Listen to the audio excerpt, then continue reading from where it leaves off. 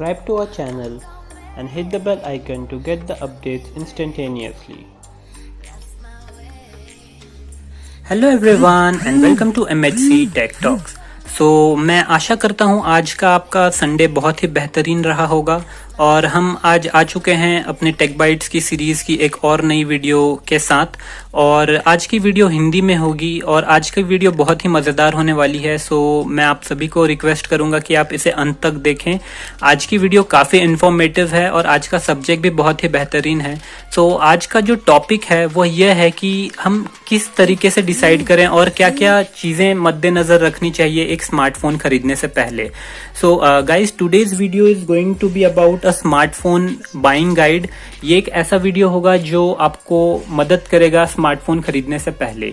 और ये वीडियो मैं खासकर उन लोगों के लिए बना रहा हूँ जो थोड़े छोटे शहरों या गांव में रहते हैं, बिकॉज जो सिटीज़ में रहते हैं और जो हमारे यूथ्स हैं उनको काफ़ी इन्फॉर्मेशन सोशल मीडिया और यूट्यूब और इंटरनेट की वजह से मिल जाता है, बट गाँव में रहने वाले हमारे भाई और बहनों के पास ज़्यादा इन्फॉर्मेशन नहीं होता। वो ये इस वीडियो से प्राप्त कर सकते हैं।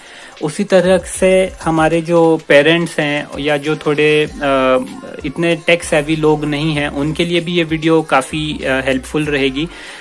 चलिए बिना किसी समय को व्यर्थ गवाए हम ये वीडियो शुरू करते हैं। इस वीडियो में मैंने 6 एस्पेक्ट्स डिसाइड किए हुए हैं जिसके बेसिस पे हम ये डिसाइड कर सकते हैं कि आपको स्मार्टफोन लेना चाहिए या नहीं और कौन सा स्मार्टफोन ज़्यादा अच्छा है मार्केट में। ये सब आप इन 6 फैक्टर्स की मदद से पता कर पाएंगे। चलिए शुरू करते हैं।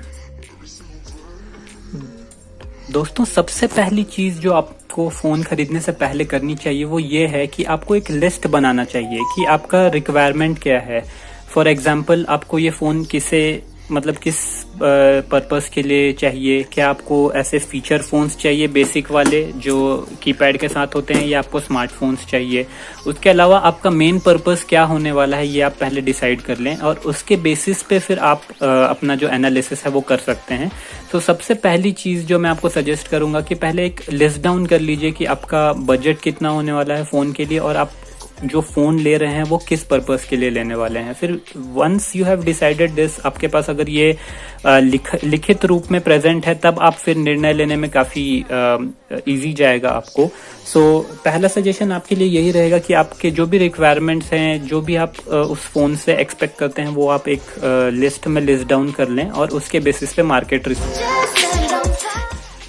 आज का हमारा पहला पॉइंट है वो है हार्डवेयर का। गाइस, कोई सा भी फ़ोन आप जब लेते हैं तो उसका सबसे इम्पॉर्टेंट चीज़ जो होता है वो हार्डवेयर होता है, बिकॉज हार्डवेयर ही एक ऐसा चीज़ है जो उस फ़ोन की ड्यूरेबिलिटी बताएगा और उस फ़ोन के परफॉर्मेंस और ऑल उस हार्डवेयर पे ही डिपेंड करेंगे। हार्डवेयर में भी कुछ 4 चीज़ों का आपको काफ़ी इम्पॉर्टेंटली उसका ध्यान रखना होता है, जिसमें सबसे पहला चीज़ मैं कहूँगा होता है प्रोसेसर। आज मार्केट में बहुत सारी अलग अलग कंपनी के प्रोसेसर आते हैं। अगर मैं मेन कंपनीज की बात करूँ तो आईफोन्स जो एप्पल बनाता है इसमें A सीरीज़ के बायोनिक प्रोसेसर रहते हैं। उसके अलावा अगर मैं एंड्रॉयड की बात करूं तो एंड्रॉयड में 2 बहुत फेमस कंपनीज हैं प्रोसेसर की, जो कि है मीडियाटेक और स्नैपड्रैगन। इसके अलावा सैमसंग के जो फ़ोन्स होते हैं उसमें हमें एक्जिनोस के प्रोसेसर्स मिलते हैं और इसके अलावा किरिन और जो अलग अलग ब्रांड्स हैं उनके भी प्रोसेसर्स होते हैं। सबसे पहला चीज़ होता है कि आप प्रोसेसर चेक करें। ऑफकोर्स हमें सारे प्रोसेसर के बारे में इंफॉर्मेशन नहीं होती है, तो हम ये पता कर सकते हैं कि ओके, ये जो प्रोसेसर है ये इसका परफॉर्मेंस कैसा है। आप इसके बेंचमार्क स्कोर्स चेक कर सकते हैं ऑनलाइन। आजकल ऑनलाइन सब कुछ हमें मिलता है। सबसे पहली चीज़ ये है कि वो प्रोसेसर कैसा परफॉर्म करता है और क्या आपने जो रिक्वायरमेंट मेंशन की है क्या वो उसे फुलफिल कर पा रहा है या नहीं, ये आप उस प्रोसेसर को पहले चेक करें। क्योंकि ऐसा ना हो, लेट अस अज्यूम आप वीडियो रिकॉर्डिंग के लिए कोई फ़ोन लेना चाहते हैं जिसके लिए थोड़ा एक अच्छा हाई एंड प्रोसेसर रहे जो एडिटिंग वगैरह में आपको हेल्प कर पाए, बट अगर उसमें कोई बेसिक सा या एंट्री लेवल का कोई प्रोसेसर है तो आप ऑफकोर्स डिसअपॉइंट ही होंगे, भले ही उसमें कितना अच्छा कैमरा क्यों ना हो। But processor is also one of the important thing, ये आपको ध्यान में रखना चाहिए। हार्डवेयर में दूसरी चीज़ आती है रैम की। दोस्तों, ये कंपनी वाले बहुत बेवकूफ़ बनाते हैं आपको बोलेंगे हमारे फ़ोन में 6 GB रैम है, हमारे फ़ोन में 8 GB रैम है, हमारे फ़ोन में 12 GB रैम है, ऐसा करके कई सारे एडवर्टाइजमेंट देंगे, बट उसमें ना कि हमें सिर्फ ये देखना है कि ज़्यादा रैम हो, बट उसमें कौन से टाइप की रैम हो। जैसे LPDDR2 रैम्स होते हैं, LPDDR3, लेटेस्ट वन जो होता है वो LPDDR4 होता है। तो आप ऑफकोर्स ये फ़ोन्स, जैसे आप अगर सोचते हैं कि ये फ़ोन मैं बाय करना चाहता हूँ, तो इसके आप वेबसाइट में जाके चेक कर सकते हैं इसकी स्पेसिफिकेशंस क्या हैं। और जस्ट ये मत चेक कीजिए कि इसमें 4 GB रैम है या 8 GB रैम है, उस रैम का टाइप क्या है वो भी चेक करना बहुत इंपॉर्टेंट हो जाता है। सिमिलरली स्टोरेज में भी यही बात होती है। सो स्टोरेज में ब्लाइंडली कंपनी आजकल 64 GB, 32 GB, 128 GB, कुछ कुछ फोन्स में हमें 256 GB तक का भी स्टोरेज मिल जाता है। और ऑफकोर्स हाई एंड में सैमसंग के तो हाई एंड फोन्स में हमें 1 TB तक की भी स्टोरेज मिल जाती है। तो अगेन दोस्तों, स्टोरेज के भी मामले में मैं आपसे ये सजेस्ट करूंगा कि ब्लाइंडली सिर्फ ये मत चेक कीजिए कि ओके इस फोन में 128 GB स्टोरेज है। इसके साथ साथ ये भी चेक कीजिए कि वो स्टोरेज का टाइप क्या है। जैसे अलग अलग स्टोरेज के टाइप होते हैं, eMMC, UFS 2.0, UFS 2.1, UFS 3.0 जो लेटेस्ट सैमसंग के फोन्स में और बहुत सारे अलग अलग फोन्स में मिलता है। तो स्टोरेज का टाइप भी ये इसलिए इम्पोर्टेंट हो जाता है क्योंकि इससे फोन में स्पीड, मतलब जो स्टोरेज में आपकी चीजें स्टोर होती है तो उसकी read and right speed depend करती है। सो ये भी एक बहुत इम्पोर्टेंट एस्पेक्ट है। और उसके अलावा एक बहुत ही ज़्यादा इम्पोर्टेंट मैं कहूँगा जो एक ये है जो आपको बहुत ही ध्यान देना चाहिए, वो ये है कि एक सार वैल्यू होती है फ़ोन में, स्पेसिफिक एब्सॉर्प्शन रेशियो। ये बहुत ही इंपॉर्टेंट चीज़ होती है और मोस्टली इंडियन बायर्स जो हैं ये इसे बिल्कुल नेग्लेक्ट करते हैं। बट मैं आपको सजेस्ट करूंगा ये भी आप चेक करें फ़ोन का। यदि आप ऑफलाइन मार्केट से फ़ोन खरीद रहे हैं तब तो बहुत ही अच्छी चीज़ है, आपको वो फ़ोन डेमो पीस उसका देखने में मिलता है, तो अब आप खुद जाके चेक कर सकते हैं। चेक करने के लिए *#07# डायल करें। उसके बाद आपको हर फ़ोन में ऐसा एक स्क्रीन दिखेगा जिसमें आप पता लगा सकते हैं कि आपके फ़ोन की सार वैल्यू कितनी है। तो जो इंडियन गवर्नमेंट द्वारा दी गई सेफ लिमिट है वो 1.6 वैट पर केजी है। और जैसे ये सैमसंग का M30s फ़ोन है, इसका सार वैल्यू जो है वो सिर्फ 0.468 वैट्स पर केजी है। सो जो कि 1.6 से काफ़ी कम है, इनफैक्ट मैं कहूँगा उसके हाफ से भी काफ़ी कम है। सो ये बहुत ही अच्छी चीज़ है। इसका मतलब ये होता है कि ये वाला फ़ोन जो है वो काफ़ी कम रेडिएशन एमिट करता है, ये फ़ोन। तो ये वाली वैल्यू मैं बोलूँगा कि बहुत इंपॉर्टेंट है, बिकॉज आप इस स्मार्टफोन के साथ करीबन 10 से 12 घंटे स्पेंड करने वाले हैं। सो ये वैल्यू ज़रूर चेक कीजिए इस स्मार्टफोन की। यदि आप ऑनलाइन परचेस करने की सोच रहे हैं फ़ोन, तो इसकी वैल्यूज़ आपको उसके स्पेसिफिकेशन में और उस फ़ोन के वेबसाइट पे ज़रूर से मिल जाएगी। तो ज़रूर ये वाली चीज़ें भी देखिएगा क्योंकि ये बहुत इंपॉर्टेंट होती है लॉन्ग टर्म में।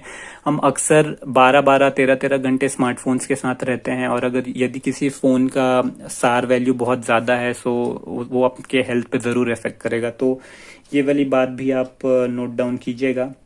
सो कुल मिला के मैंने आपको बहुत सारी चीज़ें बताई हार्डवेयर में जो आपको देखने चाहिए।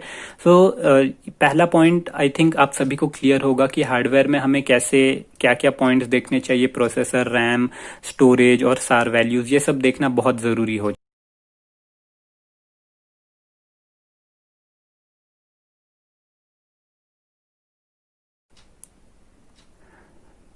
दोस्तों, जो सेकंड हमारी इम्पॉर्टेंट पॉइंट है स्मार्टफोन खरीदने से पहले, वो होता है उस फोन का ऑपरेटिंग सिस्टम। जैसे यदि आप iOS यूज़ करते हैं तो आपको डेफिनेटली iOS ही पसंद आएगा। यदि आप एंड्रॉयड यूज़र हैं तो मोस्ट प्रोबेबली आपको एंड्रॉयड ही पसंद आएगा। एंड्रॉयड में भी अलग अलग ऑपरेटिंग सिस्टम होते हैं। जैसे लेटेस्ट अभी जो एंड्रॉयड का 10 है जो कि मार्केट में अवेलेबल है, एंड्रॉयड 11 भी अवेलेबल है बट वो अभी बीटा मोड में है। सो मेजरली एंड्रॉयड 10 मार्केट में अवेलेबल है। तो आपको ऑपरेटिंग सिस्टम भी चेक करना चाहिए कि कौन सा वाला ऑपरेटिंग सिस्टम उस फोन में प्रोवाइड हो रहा है।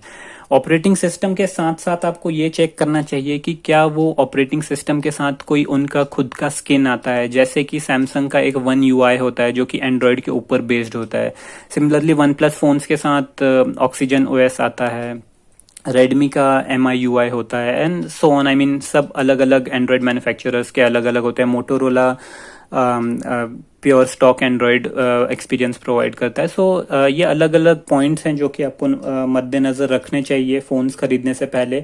उसके अलावा और एक चीज़ मैंने देखी गई है, कोई भी फ़ोन आपको ये नहीं बताएगा फ़ोन खरीदने से पहले कि इसमें एड्स हैं। जैसे Xiaomi मेजरली कल्प्रिट है इस पॉइंट में। अगर आपने देखा होगा Xiaomi के फ़ोन्स में चाहे वो नए हो या पुराने हो, आजकल उनके ऑपरेटिंग सिस्टम में एड्स बहुत होते हैं। तो अगर यदि आप चाहते हैं कि आपके फ़ोन्स में ऐड ना हो तो डेफिनेटली इन ब्रांड्स को अवॉइड करें। आप वो पता कर सकते हैं, आप यूट्यूब पे वेरियस रिव्यू वीडियोस देख सकते हैं जिसमें जो यूट्यूबर्स हैं वो मेंशन करते हैं इस फ़ोन में ऐड है या नहीं है। सो ये एक पॉइंट भी बहुत इंपॉर्टेंट है। उसके अलावा बहुत सारे फ़ोन्स में ब्लोटवेयर्स होते हैं, ये आपने देखा होगा। स्मार्टफोन्स कंपनी पैसे कमाने के लिए प्री इंस्टॉल्ड ऐप्स दे देते हैं। तो प्री इंस्टॉल्ड ऐप्स होना कोई बुरी बात नहीं है, बट उसमें उसे डिलीट या अनइंस्टॉल करने की एबिलिटी होनी चाहिए। सो वो भी आप ज़रूर चेक करें, बिकॉज होता क्या है, इवन दो आपके फ़ोन में 4 GB रैम होती है, बट एंड्रॉयड उसमें से 1 या 2 GB रैम कंज्यूम कर लेता है। और उसके अलावा ये जो ब्लोटवेयर्स होते हैं फ़ोन में, ये भी काफ़ी रैम कुछ हद तक यूज़ कर लेते हैं। तो मेरा ये सजेशन रहेगा कि सॉफ्टवेयर, मतलब जो ऑपरेटिंग सिस्टम है, वो भी एक मेजर पॉइंट है, डिस्टिंग्विशिंग पॉइंट है ये निर्णय लेने के लिए यदि आपको ये फ़ोन लेना है या नहीं लेना है। और मोस्टली मेरा अंदाज़ा ऐसा है कि आपको जिस ऑपरेटिंग सिस्टम में प्योर स्टॉक एंड्रॉयड एक्सपीरियंस मिलता है और जिसमें ब्लोटवेयर्स कम होते हैं, वो लेना चाहिए, बिकॉज उसमें ऑप्टिमाइजेशन बेस्ट होती है, रैम यूटिलाइजेशन बेस्ट होती है। तो आपका फ़ोन कुछ दिनों बाद हैंग भी नहीं होता। नहीं तो अक्सर हमने देखा गया है, जैसे पुराने सैमसंग के फ़ोन्स आते थे जिसमें प्रॉब्लम ये होती थी कि आप स्टार्टिंग में तो बहुत बढ़िया चलता था, बट कुछ दिनों बाद वो हैंग होने लगता था। बट अब जो सैमसंग के फ़ोन्स आ रहे हैं, खासकर जो M सीरीज़ और A सीरीज़ जो सैमसंग ने लॉन्च किया है, उसमें काफ़ी अच्छा उन्होंने जो यूज़र एक्सपीरियंस और ऑपरेटिंग सिस्टम को मॉडिफाई किया हुआ है, जिससे ये अभी कुछ हद तक नहीं होता है सैमसंग के मिड रेंज फ़ोन्स में। और of course high and phones में तो वो प्रॉब्लम नहीं ही होती है, क्योंकि वो उसमें पैसे भी उतने लेते हैं, तो उसकी सर्विस भी उस तरीके से होती है। सो गाइज, ये था हमारा सेकेंड पॉइंट, जो कि है सॉफ्टवेयर का, और ये भी काफ़ी इंपॉर्टेंट होता है जब आप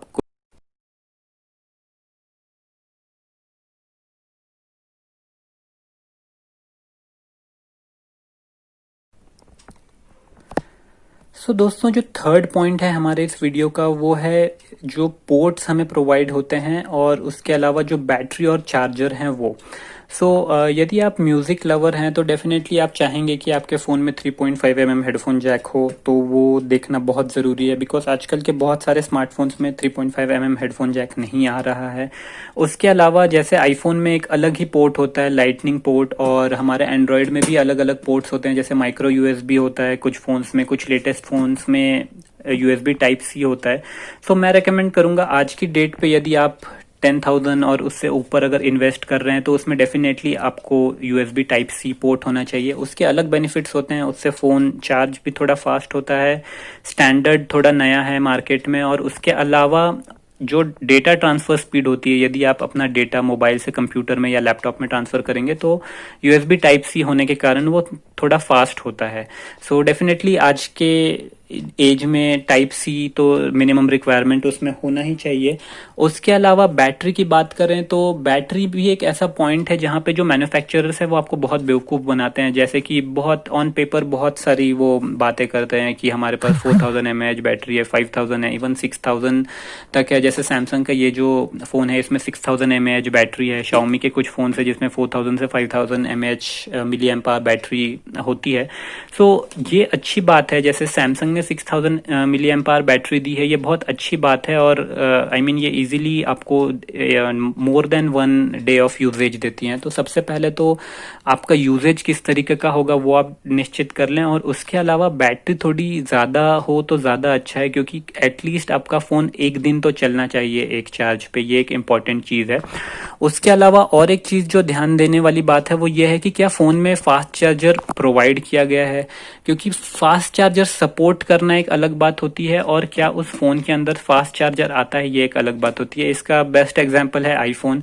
जो एंड्रॉयड वाले बंदे हैं वो डेफिनेटली इस पॉइंट से खुश होंगे। जैसे एंड्रॉयड जो आईफोन है वो ये क्लेम करता है कि ये Android iPhone fast charge support करता है, बट जो बॉक्स में इसके चार्जर दिया गया होता है वो एकदम बेसिक सा हमारा 5 वाट्स का चार्जर होता है। तो इनका मतलब ये कहना है कि ये फ़ोन फास्ट चार्ज तो सपोर्ट करता है, बट आपको अगर फास्ट चार्ज चाहिए तो उसके लिए आपको अलग से पैसे देके वो फास्ट चार्जर लेना पड़ेगा। आपको ये भी ध्यान रखना चाहिए कि फ़ोन की बैटरी कितनी है, उसके अलावा क्या उसमें फास्ट चार्ज का सपोर्ट है, और अगर यदि उसमें फास्ट चार्ज का सपोर्ट है तो क्या वो बॉक्स में प्रोवाइड किया जाता है या नहीं। और उसी के साथ साथ जैसे मैंने आपको बताया था कि पोर्ट्स हैं या नहीं, जैसे 3.5 mm हेडफोन जैक है या नहीं, वो भी देखना बहुत ज़रूरी।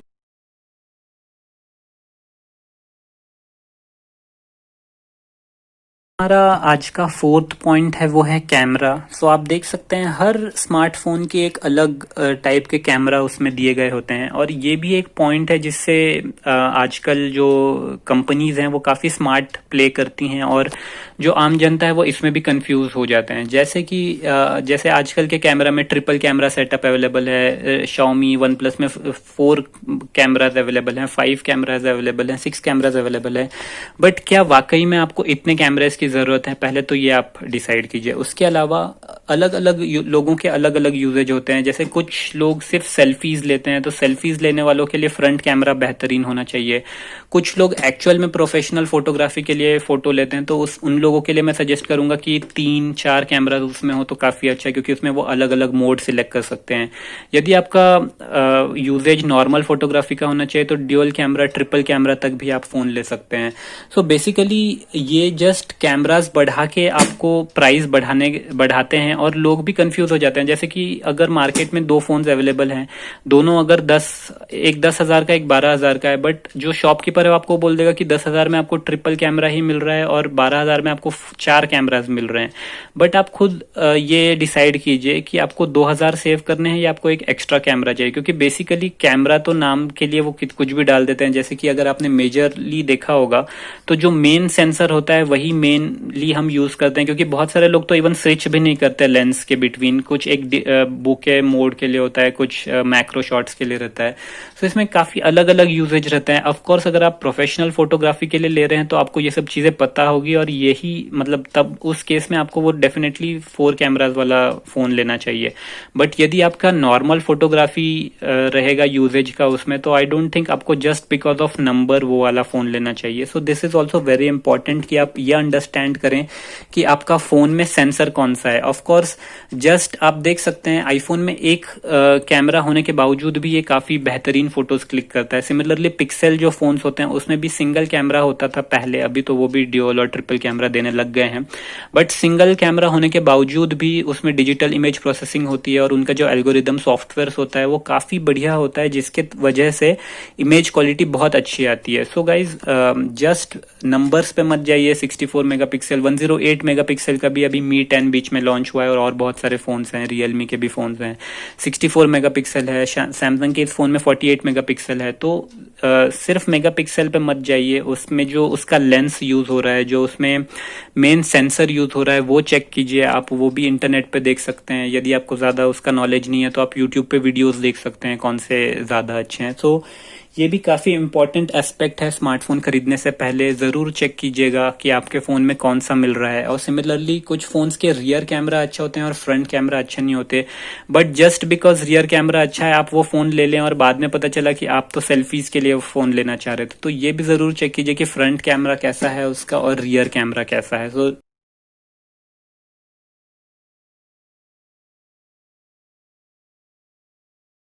दोस्तों जो हमारा नेक्स्ट पॉइंट है वो है डिस्प्लेस के बारे में। सो जो फ़ोन का डिस्प्ले होता है, डिस्प्ले में क्या बेजल्स दी गई है, कि वो पूरा एज टू एज डिस्प्ले है, क्या उसमें ड्रॉप नॉच दिया गया है, क्या पॉपअप कैमरा है, कौन सा इसमें जो डिस्प्ले यूज़ किया गया है, क्योंकि ये भी बहुत इंपॉर्टेंट हो जाता है। यदि आप फ़ोन्स को वीडियोज़ देखने के लिए यूज़ करने वाले हैं या गेमिंग के लिए यूज़ करने वाले हैं तो डेफिनेटली आपको अच्छा डिस्प्ले चाहिए होगा। और डिस्प्ले टोटल 3 टाइप के होते हैं, मैं आपको क्विकली समझा देता हूँ। जो बेसिक सा होता है हमारा वो होता है TFT डिस्प्ले, जो कि हमें बिल्कुल अवॉइड करना चाहिए, जो कि 5,000 से 7,000 के रेंज में जो फोन्स आते हैं उसमें होता है। सेकंड जो हमारे डिस्प्लेस होते हैं वो हमारे होते हैं IPS डिस्प्ले। IPS डिस्प्ले भी इस तरीके के होते हैं और इसमें भी टाइप्स होते हैं, जैसे कि फुल HD डिस्प्ले। सो वो भी आप अपने रिक्वायरमेंट के हिसाब से देख सकते हैं। और जो सबसे बेस्ट क्वालिटी ऑफ डिस्प्ले होते हैं वो होते हैं एमोलेड डिस्प्ले, बिकॉज उनकी डिस्प्ले क्वालिटी बहुत बेहतरीन होती है, कलर रिप्रोडक्शन बहुत सही होता है उसमें, और ब्राइटनेस भी काफ़ी अच्छी होती है। सो डिस्प्ले पे भी आपको ध्यान देना चाहिए, बिकॉज मेजरली आपके एक बार आप फ़ोन ले लेते हो तो 10 से 12 घंटे आप फ़ोन को यूज़ करेंगे, तो डिस्प्ले भी बहुत इंपॉर्टेंट फैक्टर होता है। इसमें आप ये चेक कीजिएगा कि उसकी ब्राइटनेस लेवल कितनी होती है, उसका मिनिमम ब्राइटनेस लेवल कितना है, उसका मैक्सिमम ब्राइटनेस लेवल कितना है, हैं, ब्राइटनेस निट्स में कंपेयर किया जाता है, 100 nits, 200 nits and so on. So आप वो कंपेयर कर सकते हैं, इनके वेबसाइट पे जाके चेक कर सकते हैं कितने ब्राइटनेस होता है। और ऑफ कोर्स इसमें दोनों चीज़ें होनी चाहिए, उसका लोएस्ट भी कितना जाता है वो भी आप ज़रूर चेक कीजिएगा, और हाईएस्ट भी कितना जाता है। लोएस्ट चेक करना इसके लिए ज़रूरी है क्योंकि आप ये फ़ोन मतलब घर पे अगर रात के टाइम पे यूज़ करेंगे तो ये एकदम लो मोड पे आप यूज़ करेंगे। सिमिलरली वही अगर आप ब्राइट सनलाइट में यूज़ करेंगे तो इसका ब्राइटनेस बहुत ज़्यादा होगा। तो आपको ये चेक करना बहुत ज़रूरी है। सो फिफ्थ पॉइंट जो था मेरा वो डिस्प्ले का था। आप डिस्प्ले देख सकते हैं आपका यूजेज किस तरीके से होगा। आपको H2H डिस्प्ले चाहिए, आपको बेजल्स चलेंगे, आपको TFT डिस्प्ले चलेगा, या आपको एमोलेड डिस्प्ले ही चाहिए, आपको HD या फुल HD डिस्प्ले चाहिए, किस तरीके का डिस्प्ले चाहिए वो भी ज़रूर चेक कीजिएगा। और ऑल्सो यदि आप किसी दो फ़ोन में डिसाइड नहीं कर पा रहे हैं तो ये भी एक फैक्टर हो सकता है, जैसे कि दोनों फ़ोन अगर 10 से 12 हज़ार के बीच में मिल रहे हैं, या ये कह सकते हैं कि अगर फ़ोन के प्राइस में ज़्यादा डिफरेंस नहीं है बट स्टिल एक में अगर अच्छी क्वालिटी का डिस्प्ले है दूसरे में नहीं है, तो आपको ऑफ कोर्स अच्छे क्वालिटी का डिस्प्ले ही प्रेफर करना चाहिए। सो ये हमारा फिफ्थ पॉइंट था।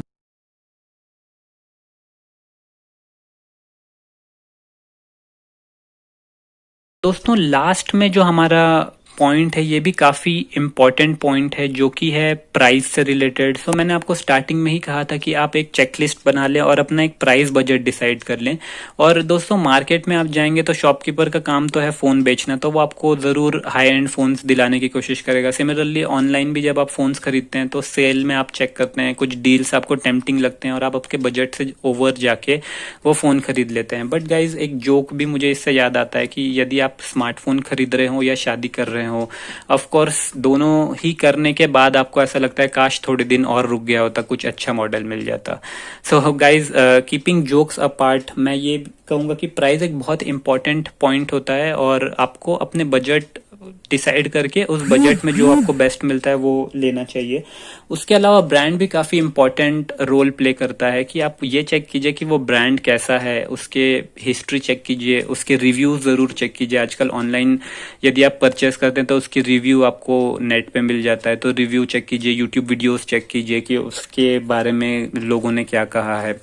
उसके अलावा एक बहुत इंपॉर्टेंट चीज़ होती है कि क्या उस ब्रांड का सर्विस सेंटर आपके घर के पास मौजूद है, ये भी ज़रूर चेक कीजिएगा। क्योंकि यदि अगर आप वो फ़ोन के लिए पैसे इन्वेस्ट करते हैं और यदि उस फ़ोन का सर्विस सेंटर आपके सिटी में नहीं है, तो अगर इन केस कुछ इशू आता है या कुछ एरर आता है तो आप कैसे उसे रिपेयर करवाएंगे, या आपको वारंटी क्लेम करनी है, या आपका कुछ डिफेक्टिव पीस आ गया है तो आप वो कैसे क्लेम करेंगे। सो वो भी एक काफ़ी इंपॉर्टेंट पॉइंट होता है।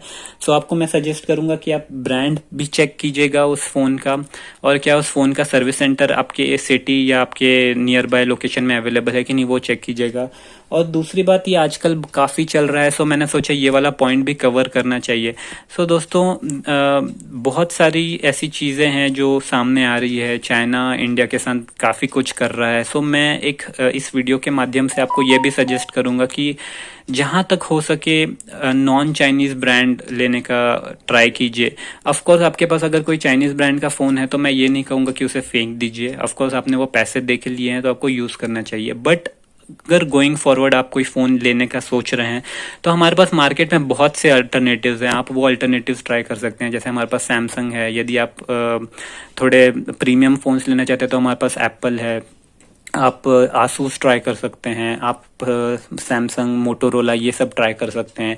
सो अगेन आप ये कहेंगे कि इनमें भी बहुत सारी चीज़ें चाइनीज़ ही होती है, बट एक्चुअली ये मैन्युफैक्चर इंडिया में भी होती हैं और बहुत सारी चीज़ें इसकी इंडिया में ही मैन्युफैक्चर हो रही हैं। खासकर सैमसंग की अगर बात करूं मैं, तो मैं सैमसंग फ़ोन से काफ़ी इम्प्रेस हुआ हूँ। मैंने M30s का वीडियो भी बनाया था, तब भी मैंने आपको कहा था, M31 का भी जब वीडियो बनाया था तभी भी आपको कहा था। दोनों के अगर यदि आपने वो वीडियोज़ नहीं देखे तो आप वो चेक कर सकते हैं। सो गाइज कोशिश करें जहाँ तक हो सके आप नॉन चाइनीज़ ब्रांड यूज़ करें और अच्छे ब्रांड का फ़ोन लें। जस्ट बिकॉज 1-2 हज़ार रुपये कम में कोई चीप ब्रांड मिल रहा है तो उस पर ना जाएं। आपके स्पेसिफिकेशंस मीट हो रहे हैं या नहीं वो चेक करें, और ओवरऑल फ़ोन के साथ क्या क्या एक्सेसरीज मिल रही है, क्या उसमें हमें फास्ट चार्जर मिल रहा है, क्या हमें हेडफोन मिल रहा है, क्या हमें स्क्रीन गार्ड और ये कवर मिल रहा है। ये सब बेसिक चीज़ें हैं बट ये सब भी ज़रूर ध्यान रखिए। आफ्टर ऑल आप कुछ इन्वेस्ट कर रहे हैं तो आपको उसका वैल्यू मिलना ही चाहिए। सो एक जिम्मेदार ग्राहक बनिए और मैं आशा करता हूँ आज का जो ये टेक बाइट्स का एपिसोड था जिसमें एक हमने आपको स्मार्टफोन बाइंग गाइड के बारे में आपको बताया था, ये काफ़ी अच्छा लगा होगा। सो यदि आपको ये वीडियो अच्छा लगा है तो इस वीडियो को लाइक कीजिए, ये हमें मोटिवेट करता है ऐसी टाइप की वीडियोस बनाने के लिए। और इसे अपने दोस्तों के साथ शेयर कीजिए, आपके पेरेंट्स के साथ शेयर कीजिए, ताकि उन्हें भी पता चले मार्केट में क्या ट्रेंड चल रहा है, वो भी थोड़े टेक सेवी बन सकें। और अंत में यदि आपने अभी तक हमारे चैनल को सब्सक्राइब नहीं किया है तो हमारे चैनल को सब्सक्राइब कीजिए, हम ऐसे ही वीडियोस लाते रहते हैं। So thanks for watching guys, मैं आपको मिलूंगा अगली वीडियो में।